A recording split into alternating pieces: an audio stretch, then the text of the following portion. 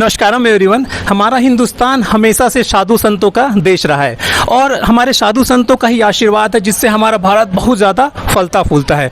और इसी साधु संत परंपरा में एक बहुत बड़ा स्थान है आश्रम का। दोस्तों, आज हम बात करने वाले हैं छत्तीसगढ़ के प्रयाग कहे जाने वाले राजिम के जो लोमश ऋषि आश्रम है वहाँ के महंत श्री गोकुल गिरी जी से। तो चलिए फ्रेंड्स, हम बात करते हैं हमारे गुरुदेव से और जानते हैं उनके बारे में, इस आश्रम के बारे में, इस आश्रम के इतिहास के बारे में, इस प्रयागराज के बारे में। तो गुरुदेव, आपका हमारे चैनल में हार्दिक स्वागत है। गुरुदेव, सबसे पहले तो हम आपके बारे में जानना चाहेंगे कि आप कहाँ के रहने वाले हैं, इस आश्रम से आप कैसे जुड़े? मैं छत्तीसगढ़ का ही रहने वाला हूँ जी और यहाँ से 22 किलोमीटर दूर जंगल के किनारे एक छोटा सा ग्राम है जिसका नाम है फुलझर। ओके। हाँ, घटा रानी, जहाँ भी माता जी जो है विराजमान है, वो अपने गांव की सरहद पे है। वहाँ के हम मूल निवासी हैं। सन 61 में, 1961 में जो है हमारे पूर्वज महंत श्री मधुरगिरी जी यहाँ आए। उस समय ये जगह जो था ये वीरान था। लोग इसको सदियों से ऐसे, जिसे आज हम लोमश ऋषि के नाम से जानते हैं, इस स्थान को मात्र जो है बाबा देवता के नाम से लोग जानते थे, मानते थे और पूछते थे। लेकिन सन 61 में जब बाबा जी आए तो उनको 6 महीने के बाद आभास हुआ, स्वप्न में दर्शन हुआ और ये लोमश ऋषि का नाम सन 64 में मानस यज्ञ का यह कार्यक्रम हुआ। तब लोगों को जानकारी हुआ कि ये लोमश ऋषि की तपोभूमि स्थान है। और आज भी वेद शास्त्र के अनुकूल ये त्रिवेणी संगम जो छत्तीसगढ़ का प्रयागराज है, जहाँ 3 नदी का संगम होता है, उसे प्रयाग कहते हैं। तो यहाँ पैरी, सोढ़ुल और महानंदा आनंद होकर आनंद कंदा, ये आनंद से भी परमानंद देने वाला स्थान है। तो यहाँ 64 के बाद लोमश ऋषि का नाम जो है हमारे पूर्वज महंत श्री मधुरगिरी जी ने जो है सबके सामने रखा और सबको आभास हुआ कि ये लोमश ऋषि महाराज जी की जो है तपस्वी स्थल है।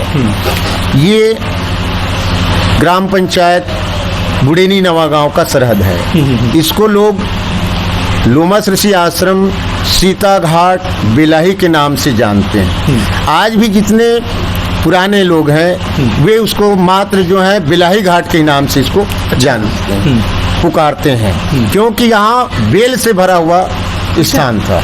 यहाँ बेल ही बेल का वृक्ष था। नानम प्रकार के छोटे से लगा करके बड़ा बेल जो है होता था। तो हमारे बाबा जी के ही माध्यम से लोमश ऋषि के नाम से इसको जाना गया। अच्छा बाबा, जैसे संत परंपरा में कहते हैं कि जो साधु संत बनते हैं उनका पूर्व जन्म का कुछ ना कुछ रहता है। तो आप अध्यात्म में कब आए? कैसे आपको एहसास हुआ कि आप भी एक संत के रूप में जन्म लिए हैं? जी, क्योंकि हम संत कुल के ही हैं, ऋषि परंपरा जो है, तो हम ऋषि मुनि के ही संतान हैं और हम जन्मजात जो है गोस्वामी बालक हैं। तो बचपन से जैसे ब्राह्मण कुल हो, सन्यास जो होता है गोस्वामी परिवार, वो तो संस्कारिक ही होते हैं। है, तो मैं बचपन से, तो मेरा जन्म ही गोस्वामी कुल में हुआ। और मेरे जो है पूर्वज शुरू से जो है भगवान की आराधना पूजा पाठ पे लगे हुए थे। तो बाल्यकाल में ही बीत गया। जब अपना कुछ समझदारी हुआ कि भगवान क्या है, उसका अस्तित्व क्या है, ये जीवन का रहस्य क्या है, मनुष्य योनि जो जन्म मिला है किस लिए मिला है, ये अनुभव कुछ हुआ। और कहा भी जाता है कि कुछ करनी कुछ कर्म गति कुछ पूर्वल के भाग्य। जब पूरे जन्म का संस्कार पुण्य जब उदय होता है तब जाकर के ये मन जो है भगवान के चरणों पे लगता है। आज बड़े बड़े संत महात्मा भी हैं, उनको भी ऐसा पवित्र स्थान नहीं मिल पाता। तो मैं अपने आप को धन्यवाद देता हूँ और भाग्यशाली समझता हूँ कि आज मेरा जन्म ये राजिम क्षेत्र के अंदर हुआ और लोमश ऋषि के सानिध्य मुझे रहने का सौभाग्य मिला। अच्छा बाबा, ये जो लोमश ऋषि आश्रम है भारत में एक बहुत महत्वपूर्ण स्थान रखता है। यहाँ काफ़ी पवित्र माना जाता है। एक तो एक प्रयागराज में भी है। तो यहाँ का इतिहास क्या है, कैसे यहाँ का नाम लोमश ऋषि पड़ा और कैसे ये बहुत महत्वपूर्ण स्थान रखता है? जी भगवान, ये जो है लोमश ऋषि जो है कल्पांत जीवी है। इनका नाश कभी नहीं होता। ये चिरंजीवी ऋषि हैं, ब्रह्मा जी के मानस पुत्र हैं। एक ब्रह्मा जब मरता है तब लोमस ऋषि का एक दिन होता है। अच्छा। तो एक बाल उखाड़ करके इस चित्रोत्पला गंगा पे विसर्जित कर देते हैं। यानी लोमस ऋषि के पूरे अंग में जो है यानी रोम बाल से जो है भरा हुआ शरीर, जैसा एक कहना चाहिए कि जैसा रीछ भालू का होता है, इसी प्रकार बाल से आच्छादित उनका शरीर, इसलिए उनको जो है लोमस ऋषि, नहीं तो सही नाम है लोमहर्षण। लोमहर्षण नाम है, लेकिन आगे चल करके वही लोमस ऋषि जी कहलाए। तो ये त्रिवेणी संगम पे लोमस ऋषि जी को दर्शन देने साक्षात जो है परमात्मा वनवास काल के समय भगवान राम, सीता और लक्ष्मण सहित आए, क्योंकि भगवान ने प्रण किया था निश्चर ही न करो मही भुज उठाए प्रण किन शकल मुनिन के आश्रम जाहि जाहि सुख दिन। तो सभी संतों के पास, महात्माओं के पास भगवान गए। तो उस वनवास काल के दरमियान लोमस ऋषि को दर्शन देने के लिए भगवान रामचंद्र जी यहाँ पहुँचे, और यहीं रुकने के पश्चात माता जानकी ने ये कुलेश्वर महादेव का जो है निर्माण किया। अच्छा। कुलेश्वर महादेव जो है ये माता सीता का देन है। अच्छा। माता जी ने जिज्ञासा प्रकट की भगवान श्री रामचंद्र जी से कि प्रभु ये त्रिवेणी संगम है तो मैं यहाँ भोलेनाथ जी की पूजा करना चाहता हूँ। प्रभु कहते हैं राघवेंद्र सरकार की जाओ पूजा कर लो। माता जी ने कहा कि प्रभु आपने तो कह दिया, लेकिन यहाँ शिवलिंग हो तब तो मैं उनकी पूजा करूँ। भगवान ने कहा ठीक है, हम व्यवस्था कर देते हैं। हनुमान जी को बुलाए, हनुमान जी का याद किया, हनुमान जी आए, बोले कि प्रभु आज्ञा। बोले कि भाई सीता जी शिव जी की पूजा करना चाहती है तो आप व्यवस्था करो। हनुमान जी हिमालय गए। हिमालय जब पहुंचते तो वहां जाकर के देखते हैं कि शिव जी नहीं है। हनुमान जी सोचने लगे कि बिना आज्ञा आदेश की मैं कैसे शिवलिंग ले जाता। वो वहां भगवान शंकर की तपस्या पे लीन हो गए कि भोलेनाथ आप कहाँ हो, प्रकट होइए। अब इधर समय के अभाव के कारण मुहूर्त को देखते हुए माता जानकी फिर प्रभु राम से कहती है कि भगवान अभी तक के हनुमान जी नहीं आए, विलम्ब हो रहा है, मुझे पूजा करना है, मुहूर्त निकला जा रहा है। प्रभु राम कहते हैं कि आपको पूजा ही तो करना है। बोले हाँ प्रभु मुझे पूजा ही करना है। तो आप एक काम करो कि पार्थिव शिवलिंग बना लो और उनकी आप पूजा करो। बिल्कुल। भगवान की आज्ञा पा करके माता जी गई नदी के किनारे गंगा पे, और रेत बालू को इकट्ठा करके शिव जी का आकार दे करके उन्होंने जो है भगवान भोलेनाथ जी का आवाहन किया। अच्छा। और आवाहन करने से, क्योंकि वो तो आदिशक्ति जगत जननी माता है, हाँ। जैसे माता जी ने आवाहन किया कि भोलेनाथ अवघड़दानी वहाँ प्रकट हो गए।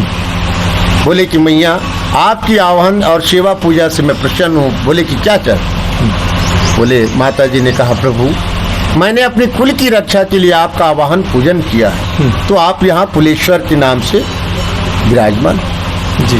भोलेनाथ जी ने कहा ठीक है माँ। बोले कि आज के बाद दुनिया मुझे कुलेश्वर नाम से, तो तब से ये कुलेश्वर हुए। अच्छा बाबा, जैसे कि मैं आपके आश्रम को देखा हूँ, ये बहुत बड़ा आश्रम है। यहाँ सैकड़ों लोग रोज आते हैं, और खासकर संगम के टाइम में तो यहाँ हमारे जो साधु संत हैं उनका तो जमावड़ा ही रहता है। तो बाबा इतने बड़े आश्रम को आप मैनेज कैसे करते हैं? ये तो भगवान लोमस ऋषि की कृपा है। क्योंकि संत महात्मा दूर-दराज से आते हैं, बनारस काशी से आते हैं, इलाहाबाद से आते हैं, हरिद्वार से आते हैं, बड़े दूर दराज से आते हैं। और बीच में शासन ने जो है कल्प कुंभ का जो है दर्जा देकर के कुंभ लगाया, तो इससे और मीडिया के ही माध्यम से देश विदेश में इस राजिम क्षेत्र का नाम प्रचलित हुआ, जानकारी में आया। तब से लोग संत महात्मा का आवागमन जो ज्यादा बढ़ गया। और संत जाएंगे तो कहाँ जाएंगे? आश्रम में ही जाएंगे। आश्रम में संत के ही पास जाएगा, संत के पास आएगा। लेकिन ये तो भगवान की कृपा है, क्योंकि ये आकाशवृत्ति स्थान है। अच्छा।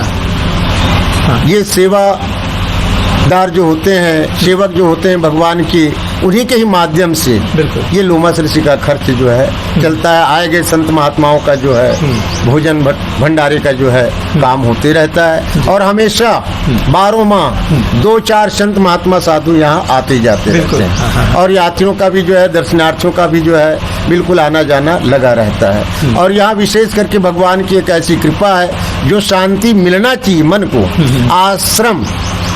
आना और उनका श्रम और थकावट दूर हो जाना, कुछ आत्मा को शांति मिलना, उसी का नाम होता है आश्रम। जी। तो विशेष करके लोग यहाँ आते हैं, दिन दुखी जो है संत महात्मा आते हैं, और वो भगवान लोमस ऋषि की जो है विशेष कृपा है, जिससे संत महात्मा को कुछ नहीं, फूल की पंखड़ी एक बांस देकर के उनकी आत्मा को तृप्त किया जाता है भगवान। और आपके ही चैनल के माध्यम से मैं विशेष करके शासन प्रशासन से कहना चाहता हूँ, क्यों कि ये ऐसा स्थान है कि मेरु सिकट बट छाया, मुनि लोमस आसीन, देख चरण सिर नायु, बचन कयो अति दीन।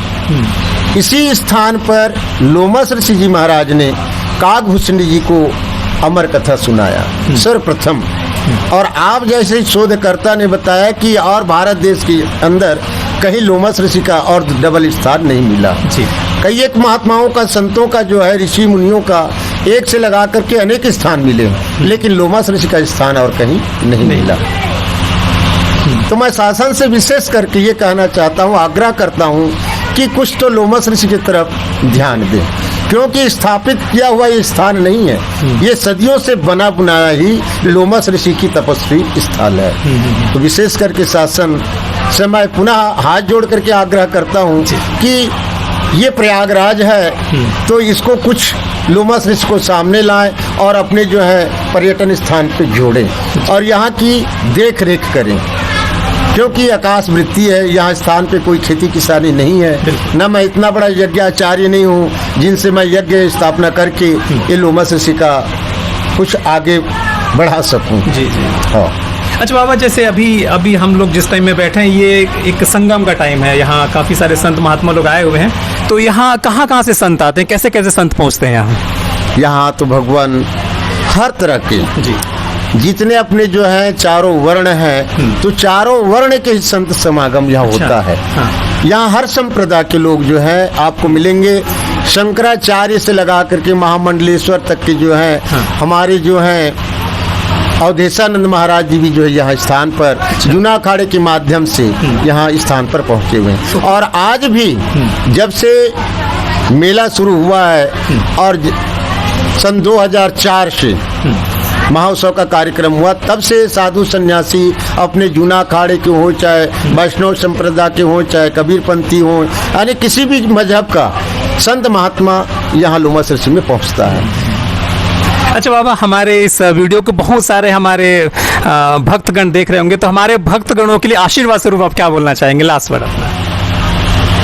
मैं आशीर्वाद के रूप में यही देना चाहता हूँ कि हिंदू धर्म का एक विशेष महत्व है अपना, कि इसको बरकरार रखें, क्योंकि संत के ही पास जाने से अनुभव ज्ञान होता है, क्योंकि संत ही परमात्मा तक इस जीवात्मा को ले जाता है। कहा गया है कि बिना सत्संग विवेक न होई और राम कृपा बिना सुलभ न सोई। तो संत से ही आप जुड़ेंगे तब सत्संग होगा, और सत्संग होगा तब आत्मा पे ज्ञान होगी, और आत्मा पे जब ज्ञान होगा तब प्रभु के चरणों पे ये मन लगेगा और तब ध्यान होगा। और बिना ध्यान के भगवान के चरणों पे मन को लगाए बिना ये जीवन का कल्याण नहीं होता।